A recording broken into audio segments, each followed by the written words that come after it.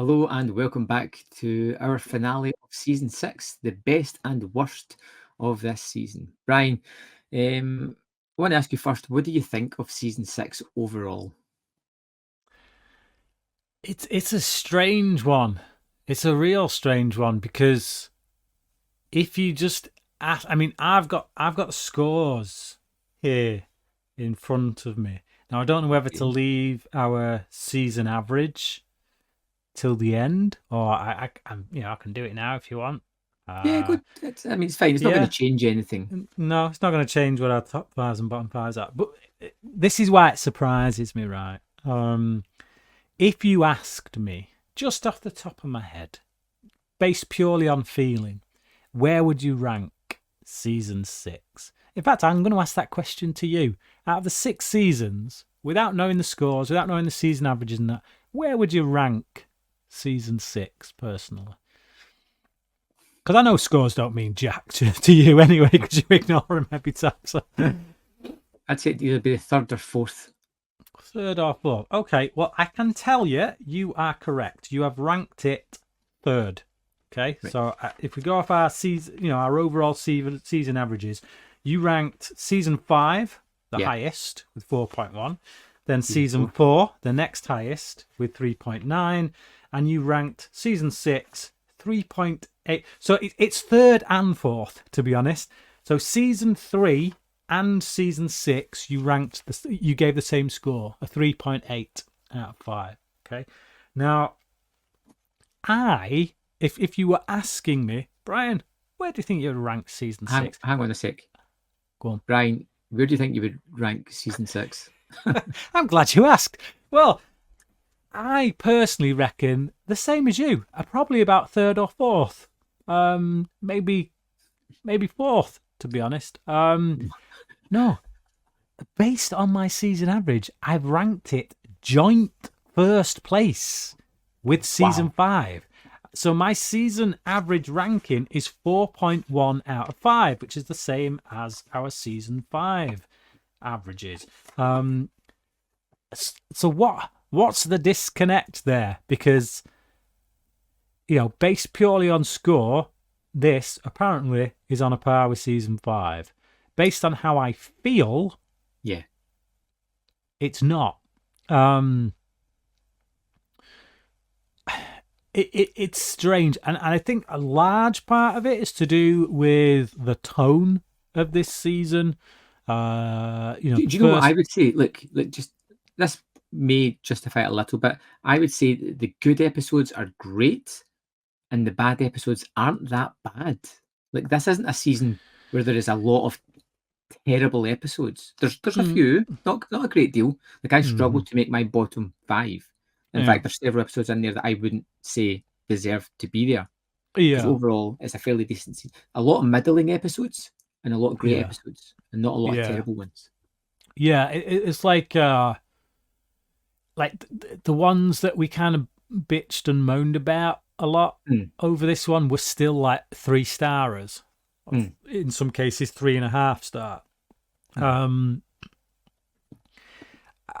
yeah, it is a bizarre one. I do think the tone has a lot to do with it, Mhm. in terms of my feeling about this not being the best, because the front half of the season Stacked. was so stacked with comedy episodes.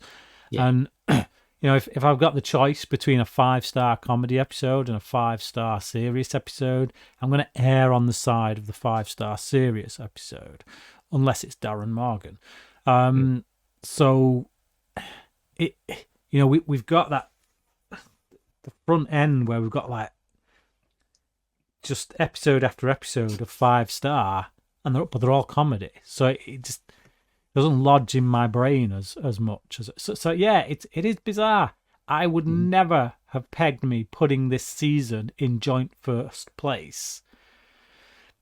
And even now, based on how I feel, like if I look at the 5 star episodes of season 3, and I always go back to season 3 as the kind of the gold standard really for how I measure things, even though it's not ranked number one for a Mhm. good long while now.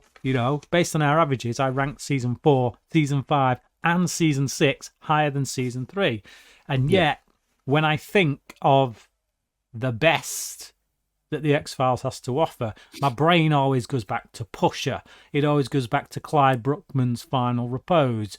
It always goes back, in terms of mythology episodes, to Piper Maru and Apocrypha, which to me is still the best two-parter. So, yeah, like I think season 3 maybe has a lot more middling episodes than season 6, and even some that are just not that great at all.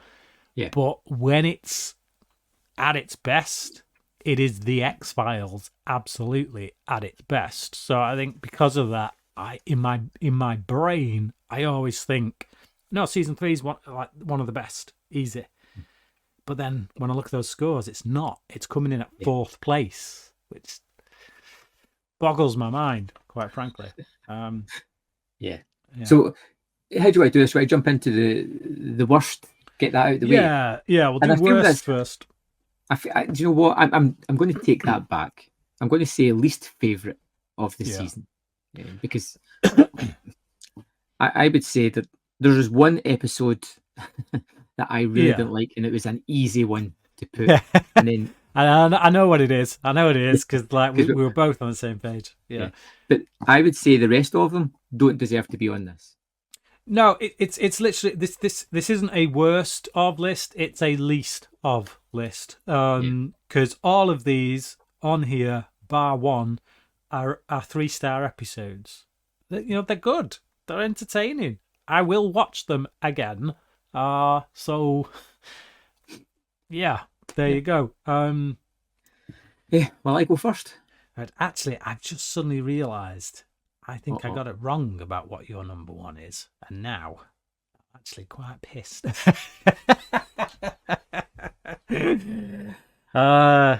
could be an upset. We'll see. Okay. But okay, my number 5. Go on. 3 of a Kind. 3 of a Kind. Okay. Yeah. I'm not interested in that kind of story. They're great at supporting and adding to an episode already. This, just as a focus, was so dull.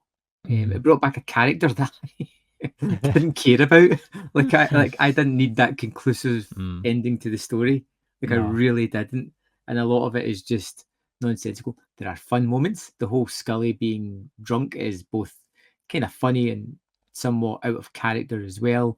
And there is some interaction between the lone gunman that's fun. But for the most part, I don't think it's one that I really rush to revisit. Yeah, it's definitely well, I'll get to it when I get to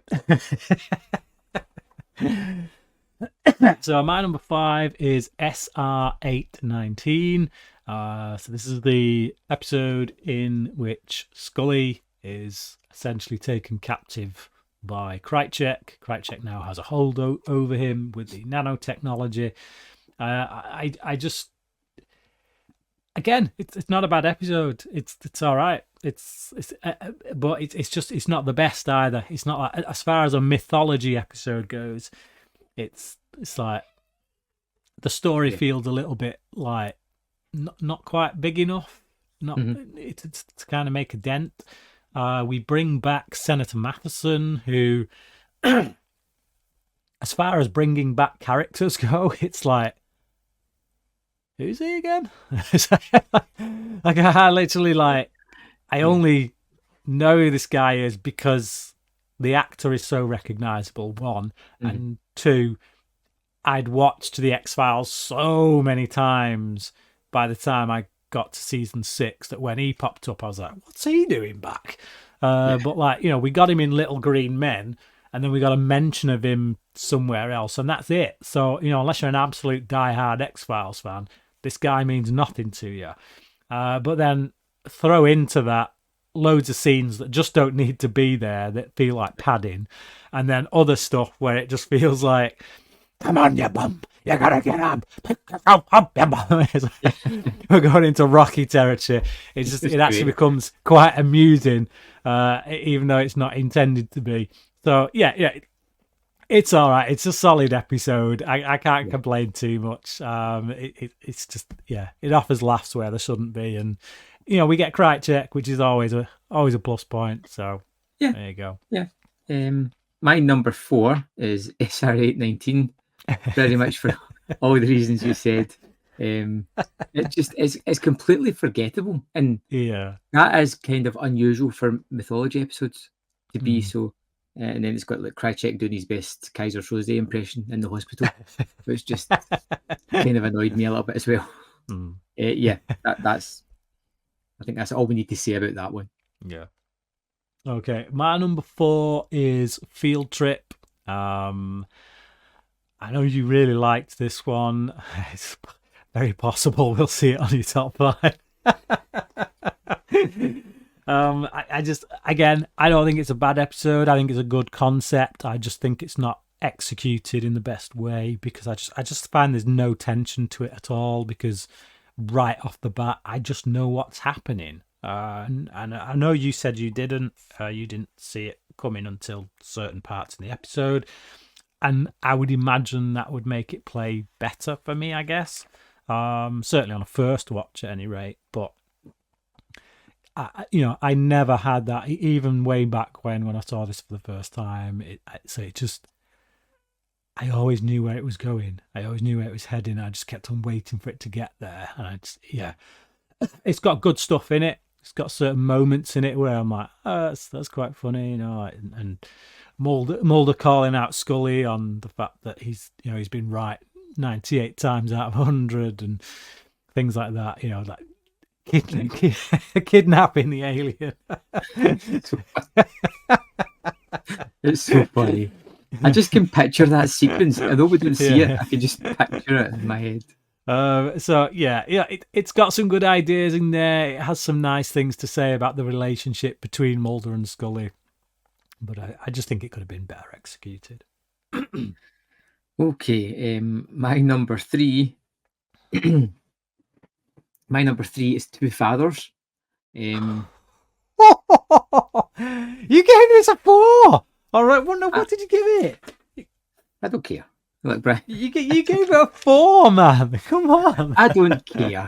Two Fathers sucks. I hate Cassandra. I hate Spender. I hate the whole this leads back to an episode we've seen previously as well, which I didn't like either, because you gave 7 episodes a lower score than this. 7. You get this literally should not be in your bottom 5. You gave 7 episodes a lower score than this. What the hell are you smoking? I'd quite happily never revisit this episode ever again. You gave it a 4. Yeah. And you gave the second part a 4 as well. No, we'll get there. I cannot stand Cassandra. Cannot stand Spender. I hate the whole idea of the kind of alien war. Do you know what? It just kind of annoys me. And it's the wrap up to the end of the consortium and all that jazz. And I just don't care.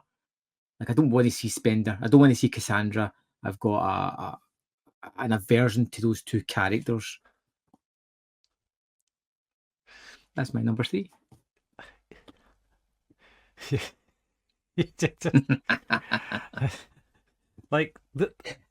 You understand how the logic does not compute here, right? Are you saying that, objectively speaking, Two Fathers is a good episode, but subjectively speaking, it just doesn't feel right? It doesn't. When I look at the episodes of the X Factor, when I look at the episodes of the X-Files that I like, this isn't one that particularly interests me. When I'm watching it, I understand the grander scheme of things and how it impacts it and how it's closing everything down. But I really dislike aspects of it. And like it takes me back to the two-parter, and I forget the name, the one where it's on the bridge where they all get burned alive and things like that. Yeah.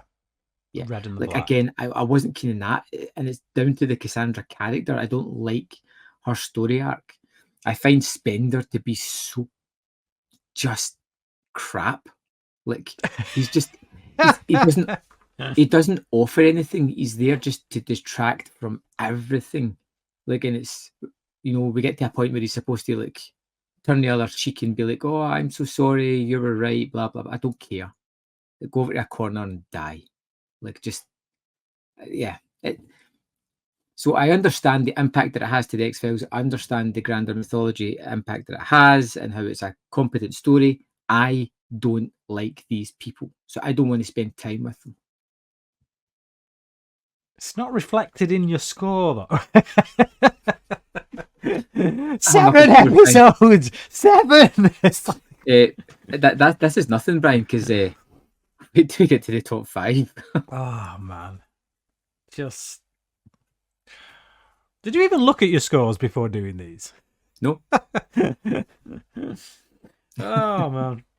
This makes no sense to me. No sense at all. Okay. Oh, God, I love it.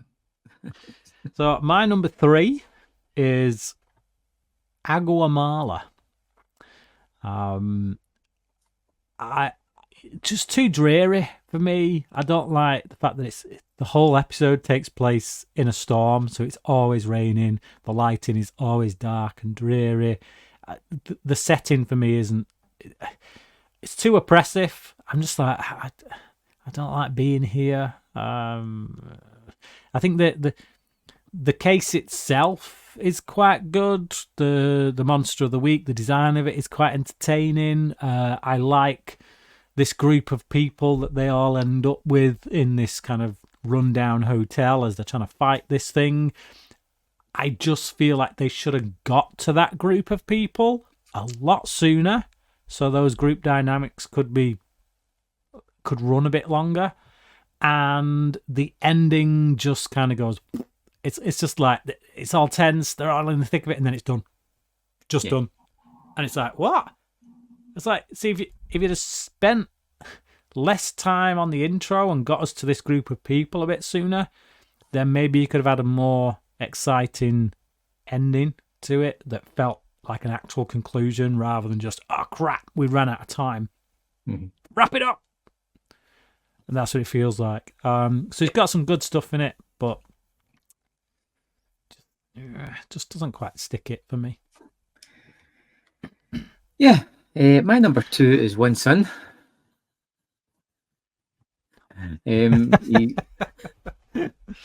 get the wrap up of the consortium. It's quite good. I enjoy that aspect of it. There's some strange blonde women we've never seen before running about this asylum who just seems to have all the answers at a certain point. We kind of get the only good thing about One Son is we get the wrap up of the Cassandra story. And the wrap up of the Spender story. 2 fathers and 1 son should have taken 1 place, not 2 separate places, because that's the way we've always done 2-parters. Yeah, I know, but I really, really don't like these episodes, and I was really struggling to build this top 5, so it gets the 1-2 punch because, yeah. Let's just, you know what? Let's just move on from this because I don't even want to talk about them, Brian. That was your number 2, was it? Yeah. Okay, so my number 2 is 3 of a Kind. Kind of like what you said. There are entertaining moments in it when Scully's on screen. There are some entertaining moments with the lone gunmen themselves, but like you said, they work best as supporting characters, not main characters. I don't care about their personal lives enough to warrant us getting stuck into it. They work well because of the banter, because of their personality, and because of what they bring to Mulder and Scully whenever they pop up. The moment we start getting personal and lovey-dovey and all that, I don't care. So yeah, it's fine. Mm-hmm. It's fine. Again, like all of the ones on this top 5, it's fine. But yeah. I would say my number one is the one bad episode in the season. Yes. Like the one We'll say objectively we'll say it together. Oh no, we won't say it together because I got a feeling you're gonna. No, we're on the same page here, Brian. We're I'm on the same 100% page, right? sure. Okay, Yeah. we'll say it together. Our number one is Alphas. Alpha. Yeah. Yeah. Alpha. Just Alpha. go. Yeah. You go. It's the one episode this season that just doesn't work. Like it feels like a rehash of several elements of previous episodes. The characters are just bonkers. The whole idea of how they kind of draw Mulder and Scully into this, the fact that Scully is somehow jealous of this woman just baffles the mind. I don't want to hog all the hate here, Brian. I mean, what do you hate about this episode? Well, pretty much everything you just said is like the main crux of this is they're trying to reveal something about the relationship between Mulder and Scully by showing us a potential relationship between Mulder and some other woman. But when that some other woman isn't Bambi, then it doesn't make sense. It's like, Scully getting jealous and pissy with Bambi makes sense because any guy would look at Bambi and think, whoo. Whereas this woman here just seems like crazy cat lady that lives down at number 77 who everyone stays away from. Yeah, it's like, it's really... it's just, and I don't want to be that guy who's saying, it's all about looks. It's like, there's a lot of women out there who look stunning but turn out to be absolute hags, and it's not just about that.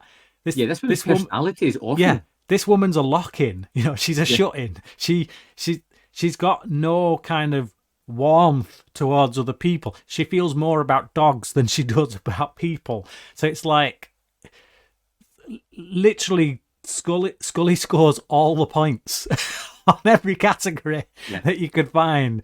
So it's just when we're being asked to kind of like, see this as a potential threat, it's laughable.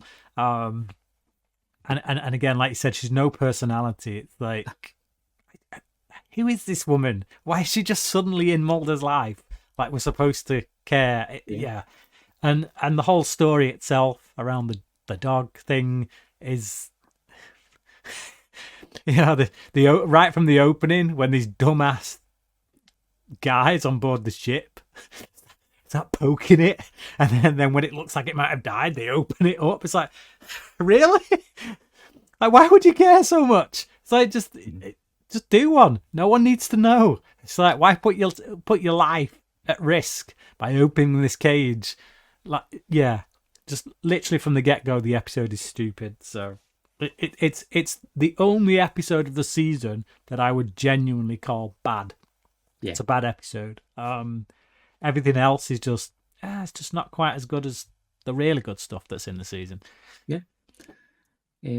Okay, so best episodes. Is there anything that you wish you could have put in the list, or do you want to mention that after the fact? Let's mention it after the fact if there was any kind of. How do you mean? You don't want to waste like anything that you kind of you wanted to be in the top 5, but you just couldn't quite. Yes, there definitely is, but we'll get to that when. After. Yeah, we'll get to that when we get to the thing. Yeah. So, so my top 5, and this has always been the same with me. So it's tradition that I will always do it this way. I put 2-parters together because it's one story. I can't break them up. As far as I'm concerned, it makes up one long episode. 2 Fathers, One Son. That's my number 5. I'm the mythology guy. I love the mythology episodes, and I it's not perfect by any means. The biggest thing that jumps out at me amongst these 2 episodes is the casual conversation that's being had between Krychek and Spender as one of the alien bounty hunter types. Is just like, it's like, why your face is melting right now? That was like it still gets in my craw, that moment. But beyond that, it was just a really dense, pretty solid It threw loads of information at you. It wrapped up loads of threads. You know, brought practically every major character back into play, and wiped out half of them. I as a mythology guy, I was just like, you know what, I'm satisfied with that. It's almost wrapped up the mythology to a large degree. If they wanted to give us like one more movie to deal with whatever's going to be left of the alien invasion stuff, I would have been happy with that. Unfortunately, that's not the way they go. But on its own terms, where it was at, I was like, that's a pretty damn good wrap up. Most of the threads have been dealt with. But yeah. Okay. Just before we jump into this, Brian, how many episodes did I give a 5 to this season? You were very I think you pushed back a lot this season. I think you were very reluctant to give 5s out this season. You gave a lot of 4.5 out of 5. Right. So you gave 1, 2, 3. You gave 3. I gave 1, 2, 3, 4, 5, 6. So I gave 6 5s. You gave 3. Cool. My number 5 is Field Trip. I really enjoyed this episode. I loved the sort of idea of repetition throughout it, where lines kept coming back in different ways or delivered by different people. I love the kind of trippy aspect to it. I love the imagery of the sort of people being digested, which is really kind of fun. I like these episodes where it plays with how it's delivering the information, whereas it's what's real and what's not is not clear to start off with. And I kind of enjoyed that. And it's just a kind of fun, trippy episode that I really could get my teeth into. The longer it went on, the more I enjoyed it. The more I loved the fact that it would have these sharp cuts to a sequence that had no connective tissue to the sequence beforehand, really making it kind of nightmarish. And it was the idea of that unsettling filmmaking, as well as the repetition, which I really tuned into. So I really enjoyed Field Trip. Yeah. Okay. Oh man! I mean, I was expecting that because you did give it a high rating at the time. Wasn't expecting 2000 Fathers and One Son in the bottom 5 because you also gave that a high rating. But hey ho, there you go. Yep. So my number 4, again, 2-parter, one story, Dreamland parts 1 and 2. It's just a blast. It's a comedy episode, but it's done as a 2-parter. Seeing a body swap thing, seeing Mulder kind of have to deal with the notion of a life not spent, having a wife and children and dealing with all that, and seeing I can never remember his name, but the government agent played by Michael McKean, seeing him kind of be set loose from the trappings of his, marriage and parenthood and what he does with that. It's like this fantasy kind of played out in this body swap comedy that it's just really entertaining. You could take it out of the show and it wouldn't really make any difference to the show. And you can't often say that about 2-parters. The only other 2-part you could say that about is Tempest Fugit and Max. But I feel like, obviously, Tempest Fugit and Max had a lot of weight to it, a lot of gravitas, because dealing with a plane crash, it was quite heavy material. Whereas here, it's like, not only could you take this out and it wouldn't really make a dent in the show, it's kind of lightweight. It's like, but that's not a criticism. It is what it is. It's meant to be a light, fun-filled 2-part episode that is just highly entertaining throughout. So, yeah, I can agree on that. It's a good episode. My number 4 is Milagro. I really loved this episode, and it's all down to like John Hawke's performance, I think, and the character that he has, Paget. Um,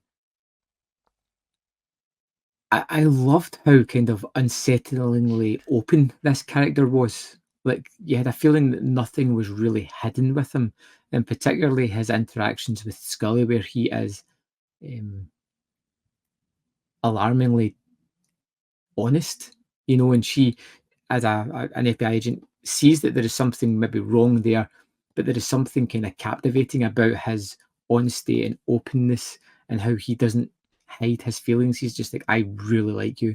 I've stalked you. I've came here to try and get to you. I think you're fantastic. And she just can't almost resist that. And the fact that you don't get answers to what's going on or the supernatural elements, that you don't need a reason. Like I don't really care about that aspect of it. It's more of the aspect of Paget and how he interacts and how he could be creating this story. And I'm never quite sure if it's all true, if it's all happening at all, if it's all just make believe, if it's all a twisted nightmare of someone. That is it's just fun. I keep thinking of that aspect when they're in the church and they're looking at the picture, and he's just like telling her, like, I knew you'd come here. I've seen you here before. I think you're fantastic. I want to get to know you more. And just Scully, who is wary yet captivated by this person, was terrific. Yeah, it's definitely an episode that I liked a lot more than I remembered I would. Like for me, it was an episode I wasn't looking forward to getting to because I'd always remembered it being a bad one. But then when we got to it, I was like, this is far from. And like, as you can see, it's not going to make my top 5, but it wasn't in my bottom 5 either. It's kind of, they get right in it what they were trying to do in Alpha, which was bring a character in that has a thing for one of our main characters, but in this occasion they actually make him interesting, whereas in Alpha they didn't make her interesting. So, but yeah, it's really solid episode, I would say. Not perfect. I didn't love it as much as you did, but I definitely think it's better than I ever gave it credit for. So. Number 3 for me is Triangle. Just confidence is what I see in Triangle by the creatives, the show's creatives. I see this, coming off the back of the movie, being at the height of the success, and just running with it, just experimenting really confidently and trying things and pulling it off. The huge one takes that they did, that the whole sequence where Scully is trying to get the information and she goes to Skinner and it all kind of backfires because Kirsch gets involved and Spender gets involved and she's having to do the run around and then just the way that all that's shot and played and framed, and the way the set is used and slightly redressed as she goes in and out the lift in order to. I think that's like an example of when like a show's creators and the filmmakers, everyone behind the scenes and on camera, are just working their A game to bring something cinematic and something that is much better than what you normally get on just TV. Yeah. And then again, the whole story of going, did they go back in time? Did they not go back in time? Is it all in his head or what? And, seeing all our favourite characters, our usual characters, but as Nazis and as other, as American operatives and things like that. It was funny. And Kirsch, Jimmy Akin Kirsch. Great stuff. My number 3 is Drive, which I love this episode. And I was a little bit wary because Bryan Cranston, and obviously Bryan Cranston has become much more since then, and I felt as if there was a kind of weight, and I was like, is this going to be an episode where it is genuinely great, or it's heralded as great because it's decent and it's got Cranston? But the whole aspect of this one that I loved was the relationship between Mulder and Cranston's character, and how it starts off in one place, and there is a level of trust and respect built between these characters as it moves forward. Now, it's a race against time type of episode, which is always great, but it's seeing the pressure put on these two gentlemen in this stressful situation, how they kind of come to have that mutual respect, how they have these little conversations, and that devastating ending, which I think really is very impactful. It's just, I'm sure you're going to talk more about it. It's a really solid, really great episode. So, number 2 for me, and this is probably the biggest surprise for me coming into this. Like we said, it would have projected. Yeah, The Unnatural. Yeah, the biggest surprise, just because like, if you'd have asked me at the start of the season, like what's what are the good episodes, what's going to make the top 5.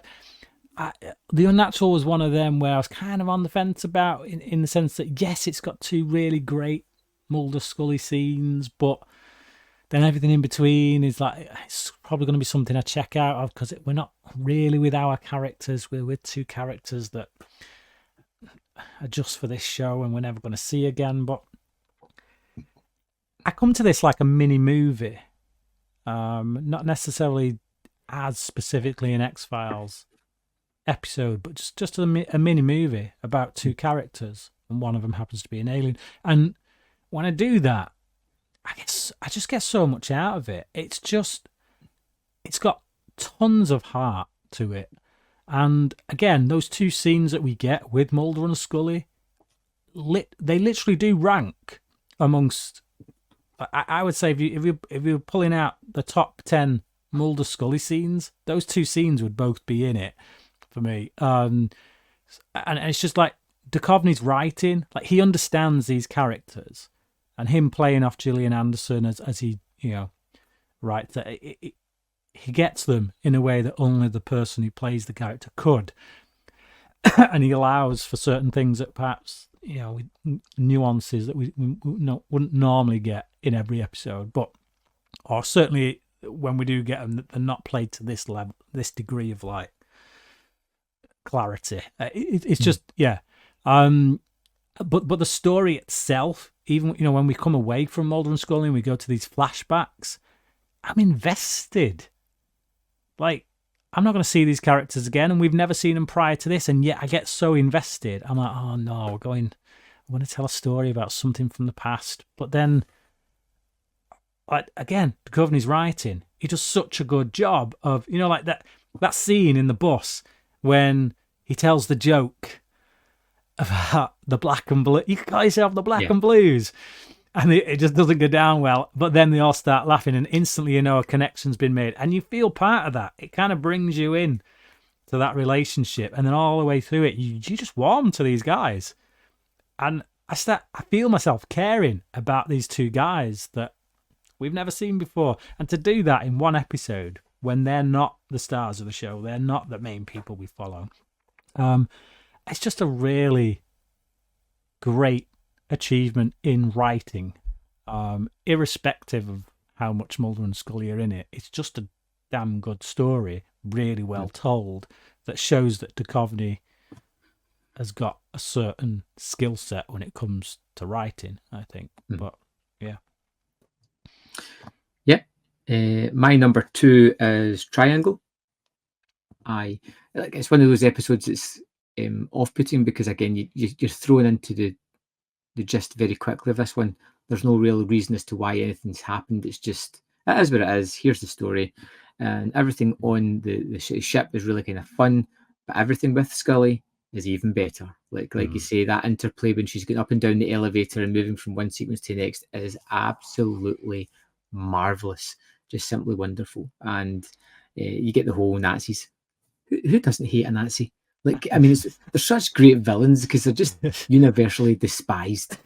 You don't need any character background when it's a Nazi. No. It's just give them the uniform and we know everything we need to know about them to hate them. That's it, done. That's all you need. It's fun. It's another episode that is without reason as to why it happened, and I just don't care. It's just fun. Yeah, absolutely. So my number 1 is Drive. It's Vince Gilligan on top form on writing, brilliant guest star of the week, one of the best guest stars of the week, I would say.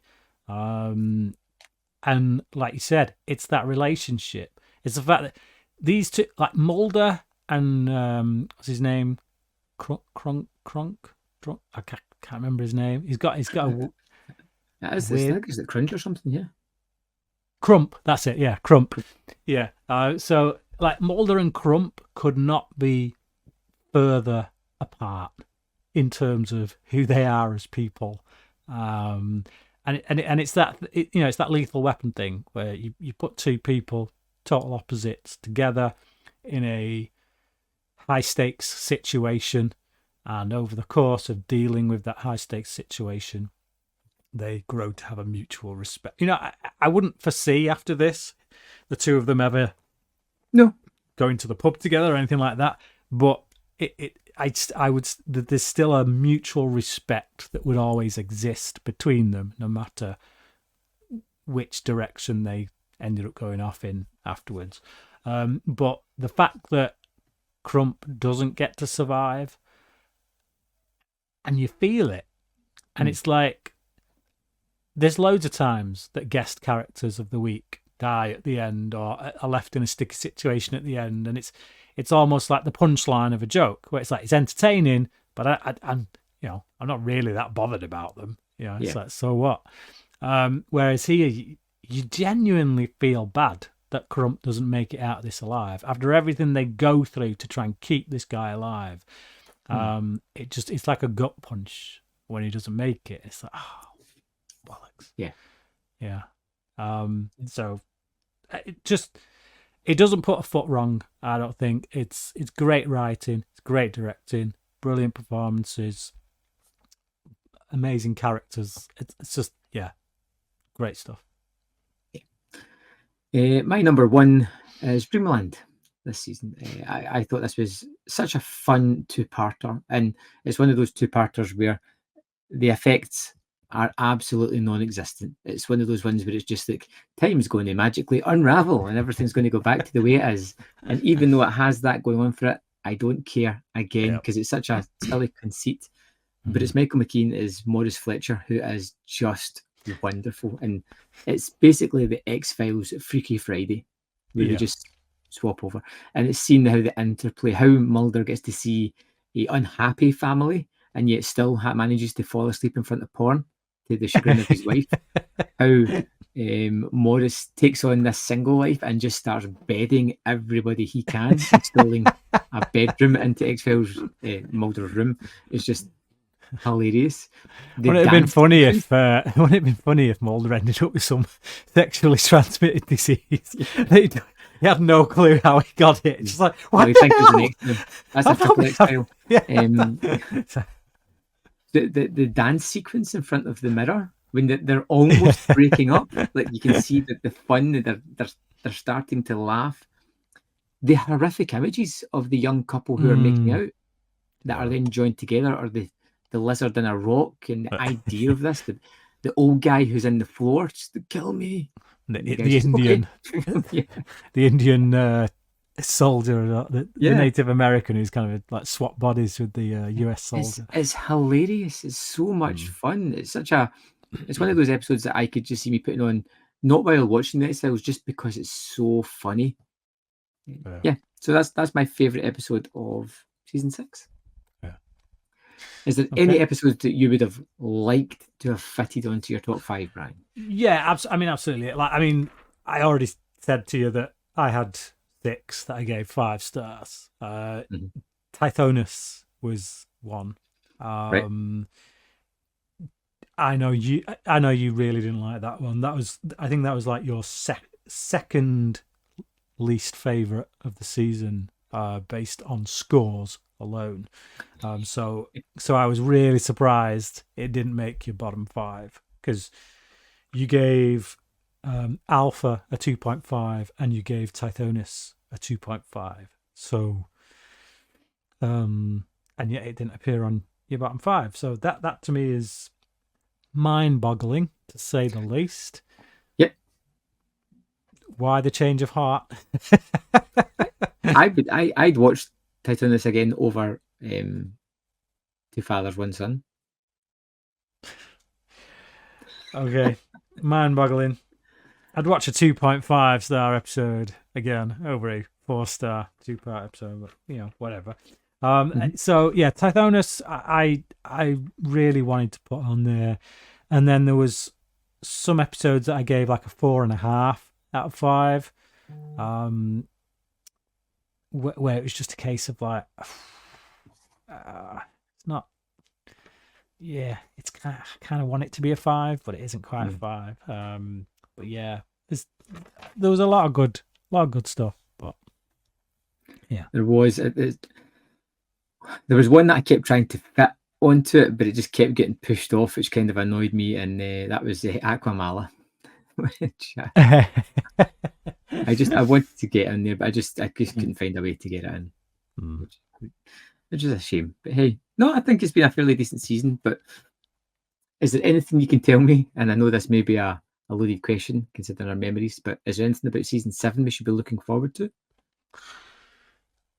The thing I'm looking most forward to in terms of your reaction, in terms of like seeing where you land on it, is the 2-parter that deals with just precisely what happened to Samantha. Okay. I'm looking forward to seeing that. I'm looking forward to seeing your reaction to the long-awaited sequel to Irresistible that brings back Donnie Faster. An episode that I did an exam paper on back in university and got top marks. I got a first degree mark for that paper that I did.